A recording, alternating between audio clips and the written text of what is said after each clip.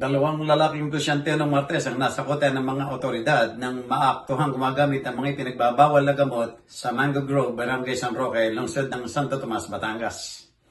Kinilala ni Batangas Police Director, Police Colonel Marlon Biro po mga suspect na sina alias Juan 29 at residente ng Mango Grove, Barangay San Roque, at ang 40 anyos na si alias Raul at residente ng Barangay Malaking Pulo, lungsod ng Tanawan, Batangas. Ang City Drug Enforcement Team ng Santo Tomas Component City Police Station o CCPS ay agad na nagresponde sa isang tawag mula sa isang residente na nagulat na may isang grupo ng mga tao na gumagamit ng illegal na droga sa nabanggit na lugar.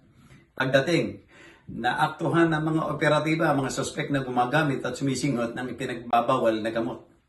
12 piraso ng heat shell na transparent plastic sachets na naglalaman ng puting kristal na substansya na pinaghihinalang shabu na may bigat na migit kumulang sa 2.9 na gramo na may halaga nga 19,720 pesos, aluminum foil, shabu residue, disposable lighter at iba pang mga paraphernalia ang nakumpiska sa dalawang negosyante.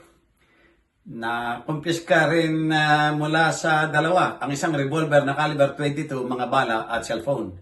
Isang alternatibong kagamitan sa pagre-record ang ginamit sa operasyon. Ang mga nahuling suspect ay pinaalam ang kanilang mga karapatang konstitusyonal at kasulukuyang nasa kustodiya ng Santo Tomas CCPS para sa pagproseso at paghahain ng angkop ng mga kaso sa korte.